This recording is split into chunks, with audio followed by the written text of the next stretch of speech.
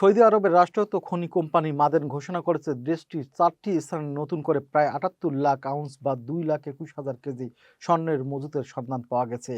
এই আবিষ্কার দেশের খনিজ সম্পদ সম্প্রসারণ এবং বিশ্বমানের স্বর্ণ শিল্প গড়ে তোলার লক্ষ্যকে আরও শক্তিশালী করেছে। প্রাথমিক অনুসন্ধানে 90 লাখ আউন্সের বেশি স্বর্ণ পাওয়া গেলেও বার্ষিক হিসাব সমন্বয়ের পর নিট 78 লাখ আউন্স নিশ্চিত হয়েছে। সবচেয়ে বড় প্রবৃদ্ধি দেখা গেছে মানসুরা মাসারাহ প্রকল্পে, যেখানে গত বছরের তুলনায় স্বর্ণের মজুদ বেড়েছে 30 লাখ আউন্স। অন্যান্য প্রকল্পে যথাক্রমে 16,70,000 এবং 30,80,000 আউন্স স্বর্ণের মজুদ পাওয়া গেছে।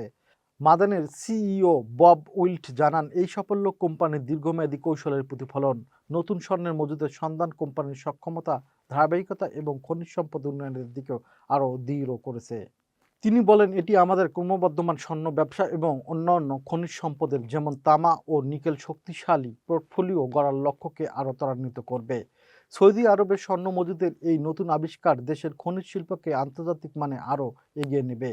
2026 সালে মাদেন তাদের ড্রিলিং কার্যক্রম অব্যাহত রাখবে, নতুন খনিজ স্তরের সন্ধান এবং বিদ্যমান খনিজ উন্নয়নে মনোযোগ দেবে।